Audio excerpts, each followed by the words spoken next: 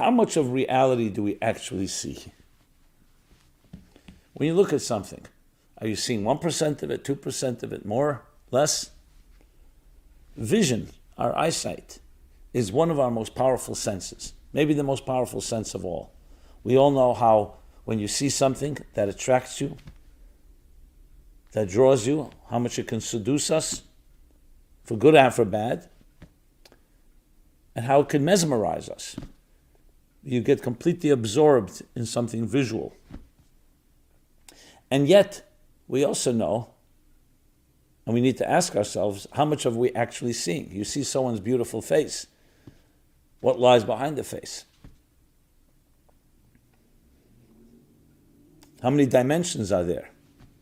Today we know there's an entire substrata of reality, the dimensions that we call, first we'll start on the physics level, the molecular structures, that beneath that, the atomic ones, subatomic, sub-subatomic, and the same thing in the human being.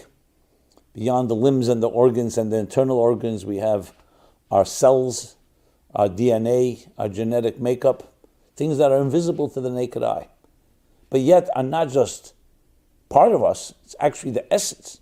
It's what drives a person. It's the forces beneath the earth. How many layers are there in outer space? So as powerful as vision may be, we also have to recognize that it has its limitations. Some things are just not visible to the naked eye, even to powerful instruments. So that's the first thing. Then, furthermore, it could also be deceptive, what you see. You may see one thing, and what's really going on may be very different, just on a very human level.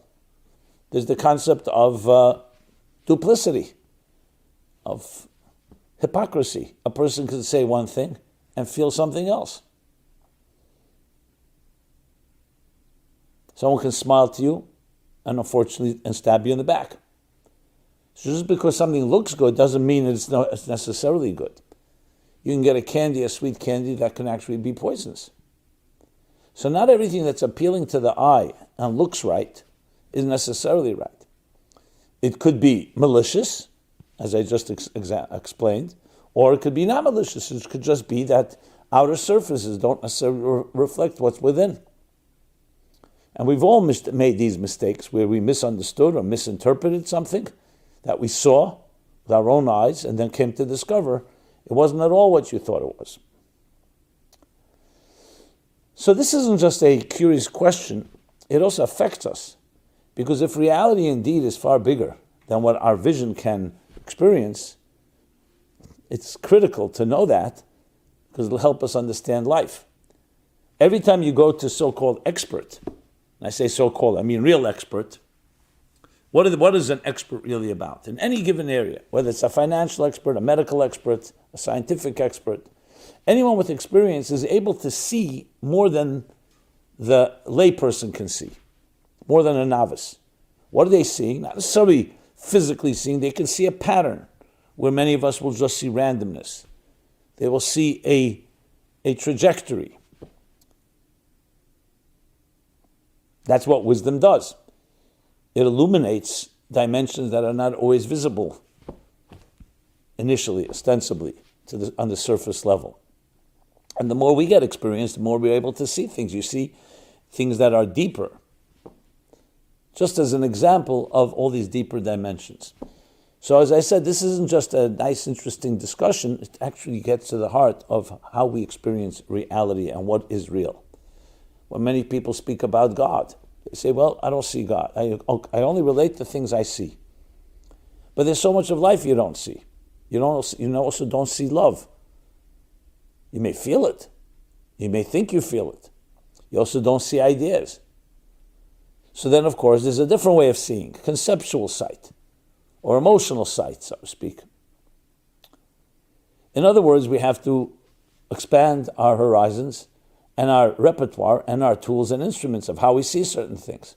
So if you look just with the naked eye, the analogy that I often share with the Sir Arthur Eddington, who was a physicist, a scientist, and was asked in the 30s, I believe, about all these bizarre conclusions they were coming to in the world of quantum mechanics, literally counterintuitive. And people asked, but we never saw an atom, let alone subatomic particles. How can you come to all these strange counterintuitive, anti-logical conclusions? And he gave the analogy of a fisherman that spread his net across all the seas and began to gather all types of fish, different species, different shapes, different colors, different sizes. And then he began to document. And he finally came to a conclusion. The conclusion was there are no fish in the sea that are shorter than a half-inch long. Well, his little daughter heard this brilliant conclusion. She said, Daddy, we have little goldfish in our fish tank that are shorter than a half-inch long. I'm sure they're also in the sea. So they look at the net that he used, and of course the net, the spaces between the ropes of the net were half-inch. So what happened to all the fish that were shorter than a half-inch? They fell back into the sea. So he just had to add one qualification. When you use a net of half-inch spaces, you will never catch fish that are shorter than a half-inch long. But you don't need a scientist for that. In other words, sometimes you come to a conclusion, and the issue is not the item that you're measuring, it's your measuring stick.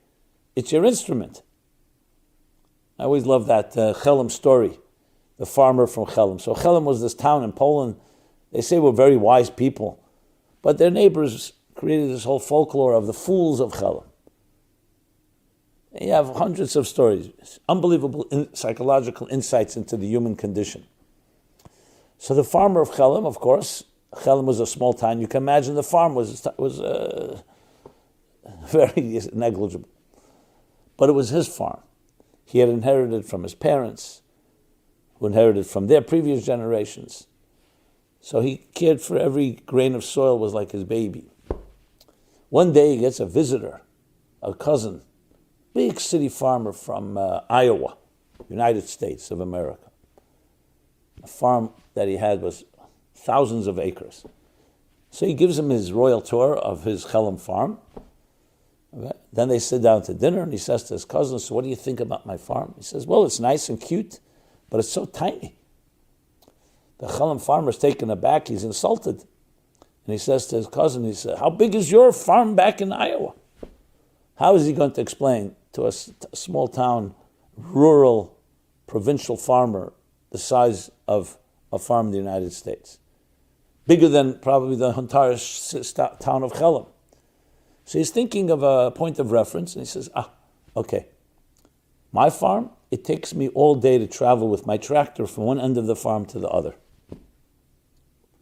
Suddenly the Chelm farmer, with compassionate eyes, looks at his cousin and says, don't feel bad, cousin. I once had a tractor like that too. He couldn't even fathom that size. So he was convinced it must be the vehicle. And he remembered he also once had an old shmata jalopy that took him all day to crank up, to go from here to here. That's why it took him all day. So he wasn't being malicious, he wasn't being cynical. So if you ask people, are you subjective, objective, closed-minded, narrow-minded? Most people are not going to say I'm narrow-minded, closed-minded. Because part of being subjective is it makes you think you're objective. But the answer has to be like the story with the fisherman. You're as objective as your perspectives allow you. Which means, based on what you know, you can say there are no fish in the sea that are shorter than a half-inch long, based on your instrument, based on your vehicle. But in fact, there could be a reality that's far beyond your imagination. Just like if you ask somebody, what does the horizon look like? If they're standing in a valley, they'll give you one answer. If they're standing on a plateau, another answer. If they're standing at the bottom of a mountain, a third answer.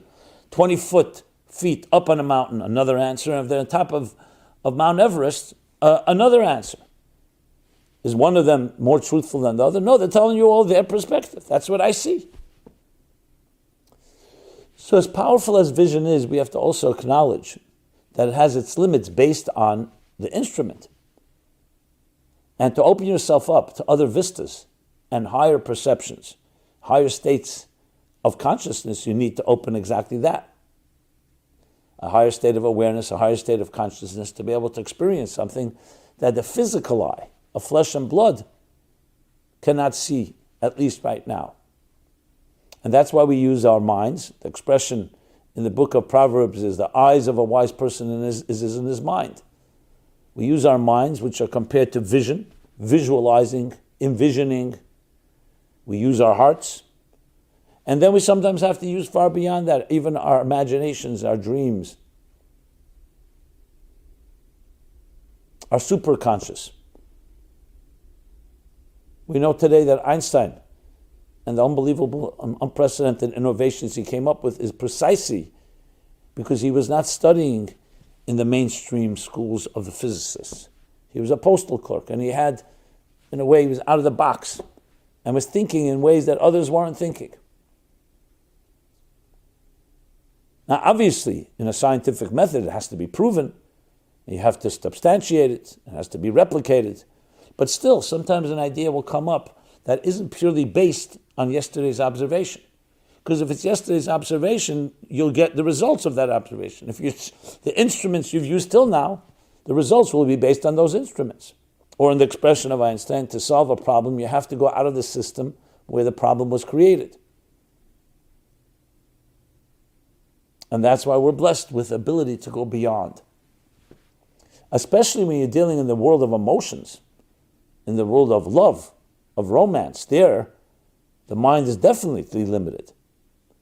So this is not to dismiss the tools of vision or the tools of our logic and rationale. It's meant to actually expand it.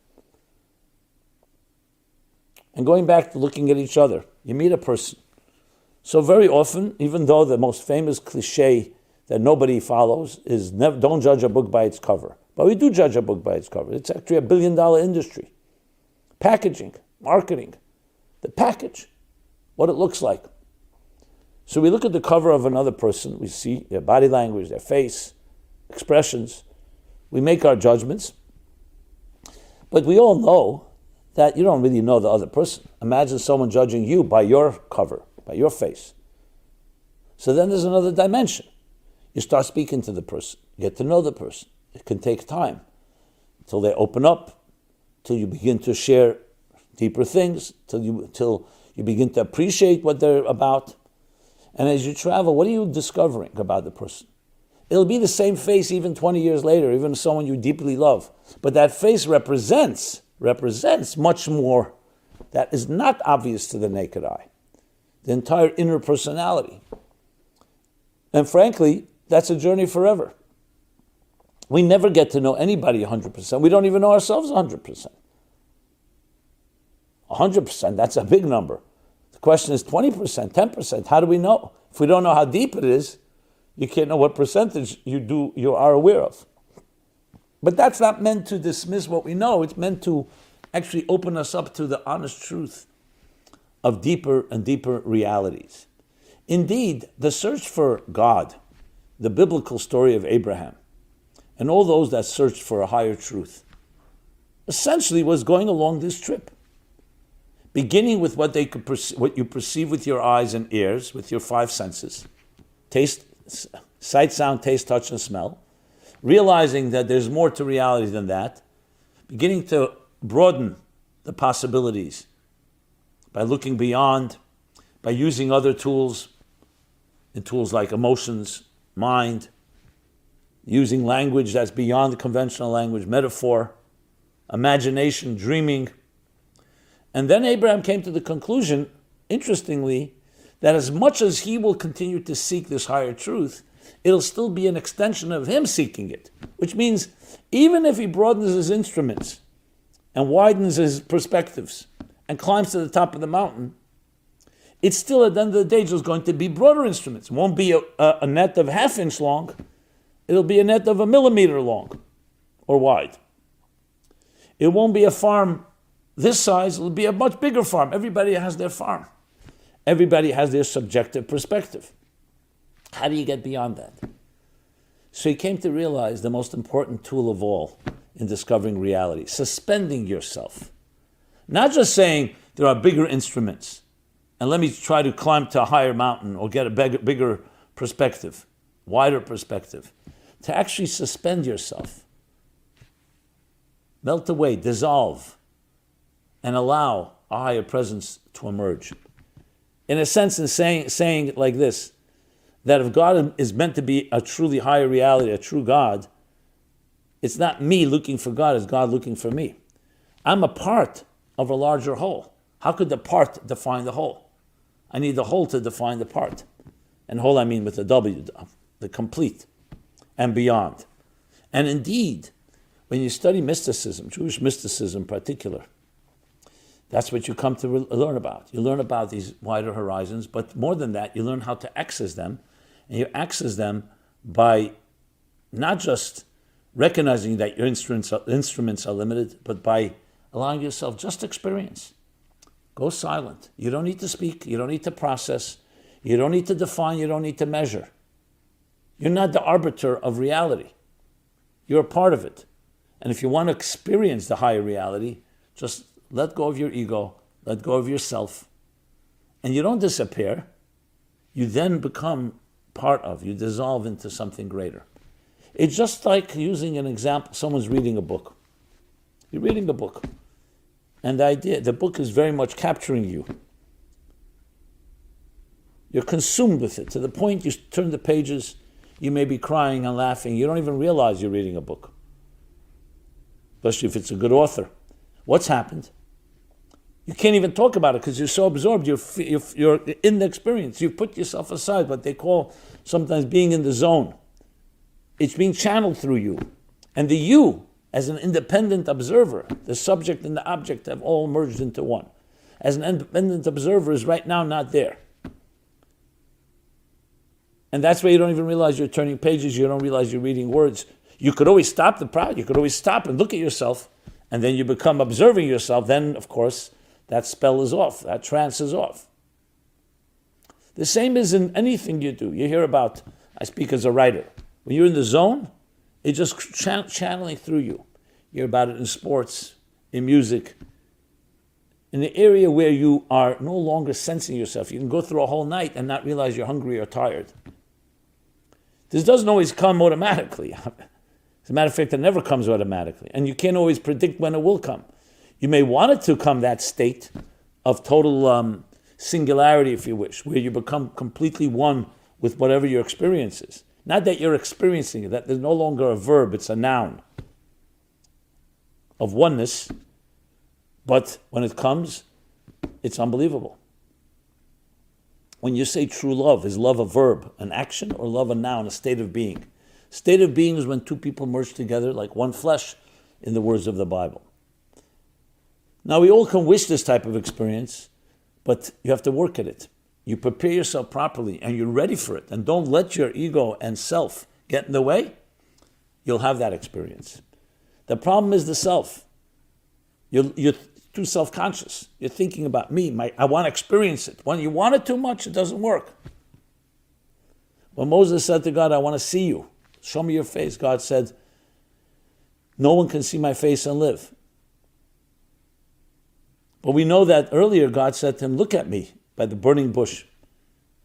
And Moses covered his face. And God says to him, when I wanted you to look at me and I offered you to look at me, you didn't look.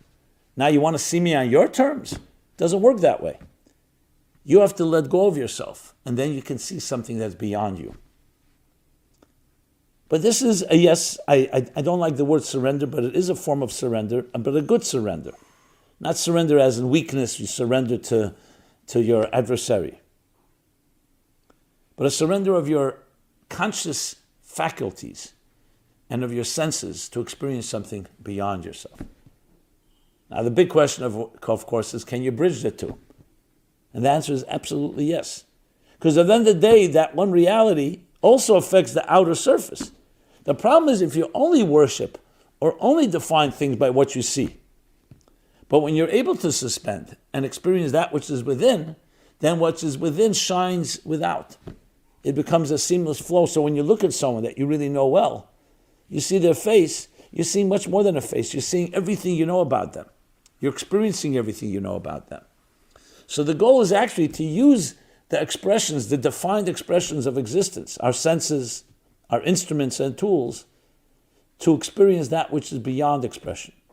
Yes, to express the inexpressible, to define the undefinable, to see the supernatural within the natural, to use the structure to transcend structure, the ultimate goal, a seamless fusion between that which we consider invisible, but is truly real, with the visible, to the point that you can perceive it with the reality just as if you're seeing it with your own eyes. But that takes a lot of work. It takes refining yourself. It takes the ability to suspend ego and self in order to experience it, and then allow it to flow through you. In a way, we look at children, especially young children, newborn children, with a certain fascination, because they carry that type of seamlessness. They have not yet developed two realities, a duality. That what you see is not what you get. There's no duplicity. What you see is exactly what you get. And look at that face. The face is pure, innocent. It's just the outer expression of an inner human being. It's when we start maturing and start learning from adults around us how to be duplicitous, how to lie. And I'm not saying everything has to be always said. Children are often told by their parents, don't say everything you see. But I'm talking about when it goes over to a point already being deceptive or secrets. And what happens? What do these secrets do? Especially secrets of pain and trauma. They're one of the worst toxins in our lives because they're going against the very grain of this singularity, of this seamlessness. Healthy love is celebrating vulnerability, celebrating a connection with another, not one that's based on negotiation and based on manipulation and maneuvering. Two people who are what? Dissolve into one. The dissolving experience. Something that we have very little of today. For that you need a lot of trust, a lot of confidence, which often has been stripped from us, or at least compromised in our lives. Growing up in homes or environments that are people using us, parasitical environments, predators, in a subtle way or a less subtle way. But it's completely accessible because that's who you really are. So you see, what you see is not always what you get, is actually the opening of a true journey. If you think what you see is what you get, you will be blinded. It will be like the Chalem farmer who will never understand that there's something bigger than his farm. I remember the early days of technology. When I mean technology, I mean modern technology, internet and so on. So the digital world was being created. So everyone was asking, what you see on the screen, is that what you get? And that was actually the words that they said. They had an acronym. What you see is what you get, or what you see is not what you get. I believe the acronym was what you see is what you get was WYS, what you see. I, what is Y, WYG. And if you added is not INWYG.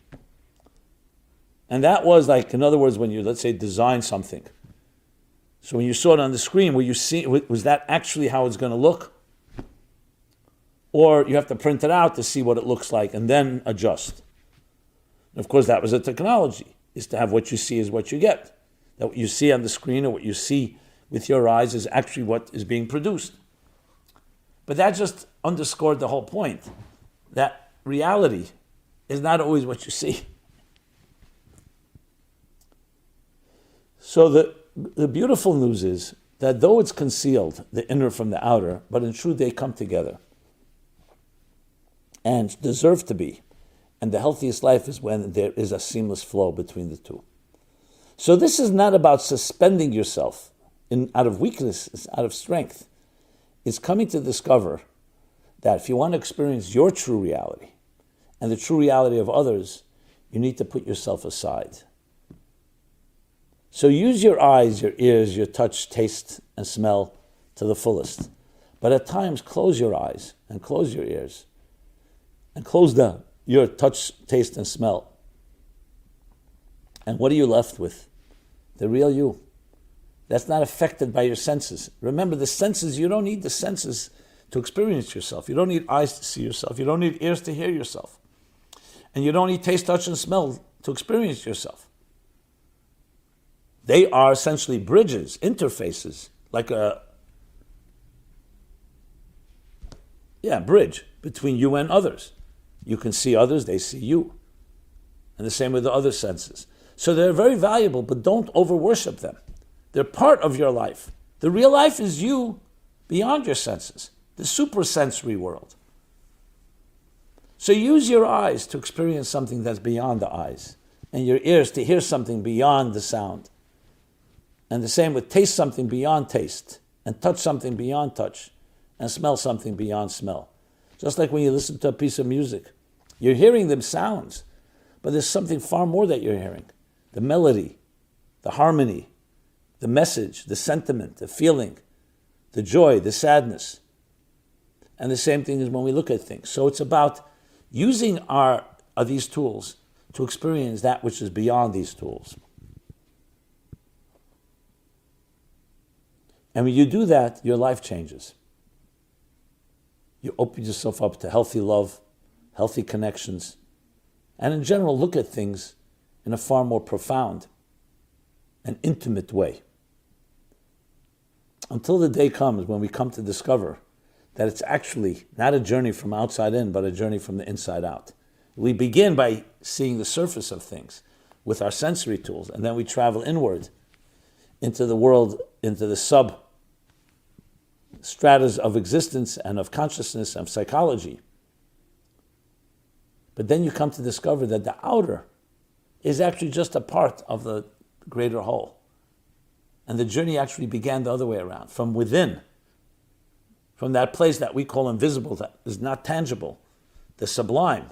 And beyond the sublime, that emerged and ultimately solidified, congealed to become the defined realities that we know. It's so true. The truth of reality is something that is beyond indeterministic, beyond the probable, beyond all of those definitions.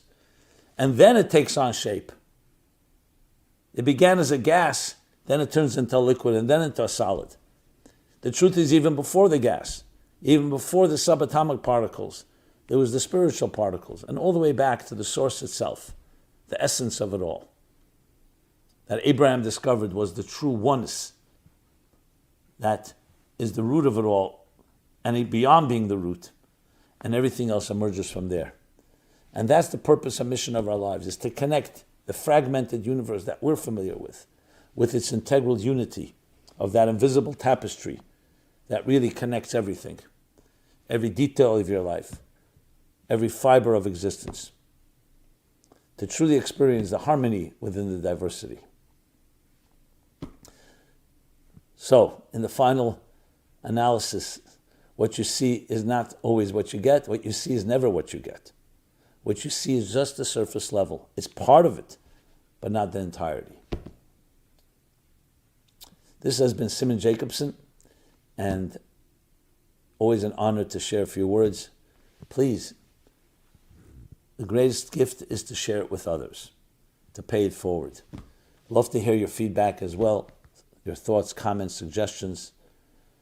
And I should use this opportunity because something interesting has developed in the last few weeks. Our YouTube programs have literally gone through the charts, as they say. So this is a great opportunity. If you'd like to share videos with others and help them view them and subscribe to them, this is a good time to do so, just to get the momentum going and keep the momentum going.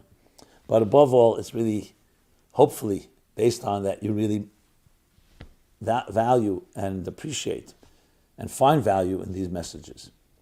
So again, Simon Jacobson, meaningfullife.com is our website. Meaningful Life Center is our YouTube channel. Check it out. A wide array of programs every week, different topics. And I invite you to listen and to enjoy. We're doing now, every once a month, a new series called What the Stars Say About You, an astrology, a zodiac series about our signs, and many other very fascinating topics. Be well, be blessed, and connect to that which is beyond and bring it back into your daily routines. Thank you. This program is brought to you by the Meaningful Life Center. Please help us continue our programs. Make even a small contribution at meaningfullife.com/donate.